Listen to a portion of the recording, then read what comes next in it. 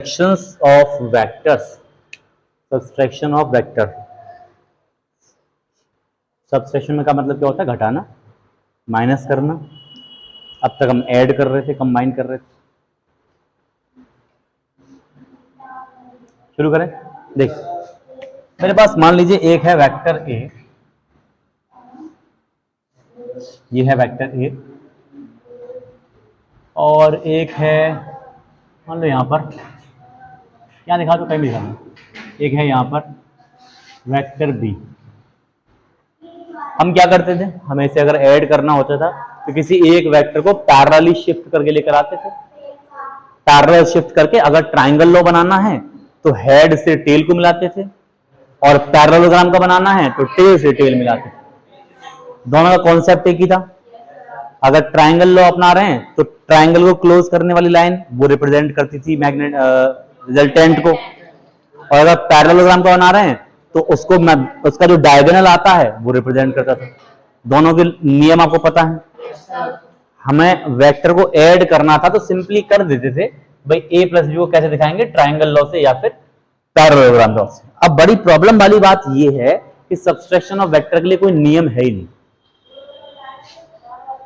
Physics में ऐसा कोई नियम है ही नहीं जो सब्सट्रैक्शन ऑफ वेक्टर का रिजल्टेंट बताता हो। कई बार हमारे पास अगर औजार नहीं होते हैं तो हम किसी और औजार से काम चलाते हैं, जैसे कि स्केल से काम चला रहे थे उस दिन घड़ी को ओपन करने के लिए ना। वो प्रॉपर औजार नहीं है लेकिन काम चलाते हैं। तो हमारे पास law of triangle, law of parallelogram proper औजार नहीं है। ये किस में काम आते हैं? एडिशन ऑफ वेक्टर में। और हम कर क्या रहे हैं? तो जुगाड़ लगाएंगे, कोई तरीका लगाएंगे कि किसी पर्टिकुलर एंगल पे फिट करें, कैसे करें ताकि हमारा काम चल जाए। तो जरा इसी जुगाड़ पे बात करने वाले हम लोग। अब हमें कैलकुलेट करना है। मैं चाहता हूं कि मुझे पता चले कि vector A minus vector B क्या आएगा, पर ऐसा कोई नियम है नहीं। नियम किसका हमारे पास? एडिशन का। तो किसी तरह से इसको एडिशन वाली फॉर्म में रिप्रेजेंट कर सकते हैं, कर सकते हैं। कैसे करेंगे? इसे हम कह लेंगे ये वेक्टर ए है plus minus of vector B, और ये तो हमने पढ़ाई दी थी। तो माइनस कैसे दिखाते हैं? उल्टा कर दो तो माइनस हो जाएगा। क्या करना है? ए में बी के नेगेटिव को ऐड कर दोगे तो आपको ए माइनस बी मिल जाएगा। समझ में आ रही बात सभी को? क्या करना है? अगर मुझे ए माइनस बी चाहिए तो मुझे क्या करना होगा? मुझे ए में बी के नेगेटिव को ऐड करना है। ए में बी के नेगेटिव को ऐड करना है। कैसे करेंगे जरा इसी के साथ देखो जरा। पहले मैं इसको अगर पैरेलली शिफ्ट करके लेकर आता तो ये हो गया वेक्टर ए और ये हो गया था वेक्टर बी। अगर मैं इसको पैरेलल शिफ्ट करके लाता तो कुछ ऐसी बनता है डायग्राम। समझ पा रहे हो? इस वेक्टर को मैं पैरेलल शिफ्ट करके लाता तो ऐसे डायग्राम बनता जैसे मैं यहां बनाया है। अब मैं अगर इसका पैरेललोग्राम बनाऊं, उसके डायग्राम को मिलाऊं, तो मुझे ये क्या मिलता? मुझे मिलता ए और बी का सम, एडिशन। मुझे क्या चाहिए? सब्सट्रैक्शन चाहिए। तो क्या करूंगा? मैं इस बी को उल्टा कर ले रहा हूं इस तरह। समझ में आ रही बात? अगर वेक्टर बी इधर है तो इसी के इक्वल एक लाइन ड्रॉ कर लीजिए। ये रिप्रेजेंट करेगा नेगेटिव ऑफ वेक्टर बी। बात समझ में आ रही है? हम वेक्टर बी की बात नहीं कर रहे हैं, हम बात कर रहे हैं उसके नेगेटिव की। ये हो गया वेक्टर ए, ये हो गया माइनस ऑफ वेक्टर बी। इन दोनों को ऐड कर लीजिए, आपको ए माइनस बी निकल के आ जाएगा। कैसे करेंगे? इस बार बनाएंगे पैरेललोग्राम इस तरह।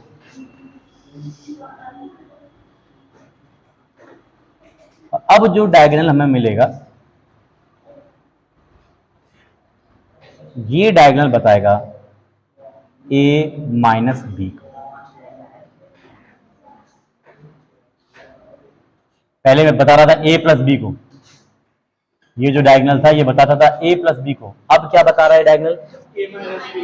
समझ में आ रही बात? ऊपर वाले से मतलब नहीं है, हमें बी का नेगेटिव करना है और ए और बी को ऐड कर देना है। चाहे ट्राइंगल लॉ लगा लीजिए चाहे पैरेलल लॉ।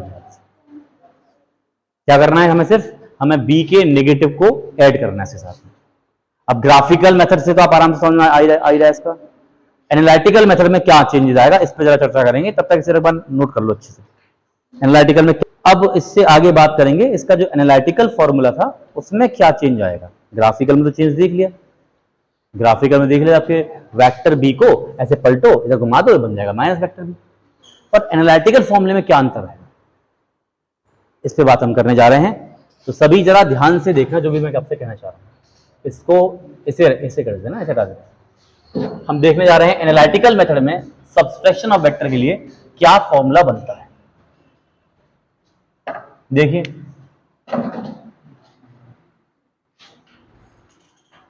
वेक्टर ए और वेक्टर बी के बीच का एंगल, सभी ध्यान से देखें। अगर वेक्टर ए और वेक्टर बी के बीच का एंगल थीटा है, किसमें, एडिशन ऑफ वेक्टर में, ऐसे में अगर मैं पैरेललोग्राम का लॉ लगाकर डायगोनल निकालूंगा तो मुझे क्या मिलेगा, पैरेललोग्राम का लॉ लगाकर डायगोनल निकालूंगा तो मुझे क्या मिलेगा, सम ऑफ ए मिलेगा, मतलब एडिशन ऑफ वेक्टर मिलेगा। और मुझे अगर सब्ट्रैक्शन ऑफ वेक्टर चाहिए तो मुझे क्या करना पड़ेगा, मुझे बी को पलटना पड़ेगा। समझ में आ रही बात। तो अगर मुझे सब्ट्रैक्शन ऑफ वेक्टर चाहिए तो मैं कहूंगा था बी को उल्टा कर लो, ये हो गया माइनस ऑफ वेक्टर बी। तो अब जरा बताइए, इस ए और माइनस बी के बीच का एंगल कितना होगा, पूरा 180 होता है, थीटा निकाल दो, कितना बचा 180 माइनस थीटा। आप सबने रिजल्टेंट का फॉर्मूला पढ़ा था, यानी कि ए प्लस बी, इसका जो मैग्नीट्यूड होता है इसका फॉर्मूला पढ़ा था, under root A square plus B square plus 2ab cos theta. अब मैं जानना चाह रहा हूं कि ए माइनस बी का मैग्नीट्यूड क्या होगा ना, थीटा बदलो खाली, माइनस लगाओगे तब भी थीटा चेंज करो ना खाली। आप देखो मेरी बात समझो, अगर आपने माइनस लगाया तो फिर एंगल को क्यों दिखाओगे, दोनों में से कोई एक काम ही तो करोगे, या तो वैल्यू को माइनस दिखा दोगे आप इसे, या तो बी की जगह माइनस भी लगा दीजिए, या थीटा की जगह 180 माइनस लगा दीजिए, दोनों में से कोई एक काम ही तो करना है। दोनों करोगे तो कहानी वही आ जाएगी। तो थीटा को हम चेंज कर देना खाली, मतलब अब हमारा फॉर्मूला बन जाएगा, रिजल्टेंट को मान लीजिए मैं आर डैश से बोल दे रहा हूं इस बार, आर डैश मतलब सब्ट्रैक्शन का जो रिजल्टेंट है, वो हो जाएगा A square plus B square plus 2ab cos 180 minus theta. क्या हो जाएगा, A square plus B square cos 180 minus theta, cos 180 minus theta. Math वाले बच्चों ने ट्रिग्नोमेट्री पढ़ रही होगी अब तक, तो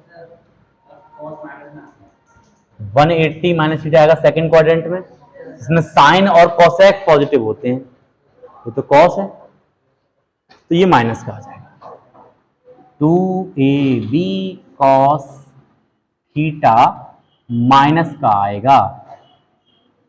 समझ में आ रही बात।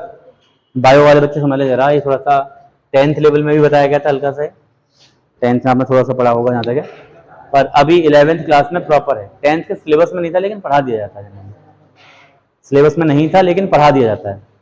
तो ASTC के हिसाब से हम देख रहे हैं सेकंड क्वाड्रेंट में आता है। जिन बच्चों को नहीं पता बता दो मिलकर, आप सोच कर देखो जरा, यहाँ पर जो एंगल आएगा वो 0 से 90 के बीच में तो आएगा, यानी कि इसमें एंगल लिया जाता है 90 माइनस थीटा। 90 में से कुछ घटाओगे तो इस क्वाड्रेंट में आओगे। अभी दूसरे क्वाड्रेंट की बात कर रहे हैं, इसमें 90 से बड़े और 180 से छोटे एंगल आएंगे। या कोई भी एंगल में बनाऊं तो वो एंगल 90 से बड़ा होगा और 180 छोटा होगा। 90 से बड़ा होगा इसका मतलब हो जाएगा 90 प्लस थीटा और 180 माइनस थीटा। तो यहां पर बात उसी की हो रही थी, ऐसे आगे तक के होते हैं। यहां पर बात ऐसी हुई साहब, सेकंड क्वाड्रेंट आ रहा है, 180 माइनस थीटा का मतलब हो गया सेकंड क्वाड्रेंट। और ASTC एक नियम हमने बना रखा है, एक ट्रिक बना रखी है याद रखने के लिए कि S का मतलब है साइन और साइन का उल्टा होता है कोसेक। तो साइन और कोसेक तो पॉजिटिव रहेंगे, बाकी सब नेगेटिव होंगे। यहाँ पे कॉस था तो नेगेटिव ही तो होना चाहिए था। ये आपको समझ में आ गया, अच्छी बात है, नहीं तो इसे याद कर सकते हैं आप लोग बायो वाले बच्चे कि cos 180 minus theta minus cos theta होता है। तो अब फॉर्मूले में खाली इतना अंतर आया है, फॉर्मूला बन गया इस बार A square B square minus 2ab, ये है resultant of subtraction of vector. क्या अंतर दिख रहा है? उधर +2ab था, जब -2ab है बस। जैसे कि a + b के होल स्क्वायर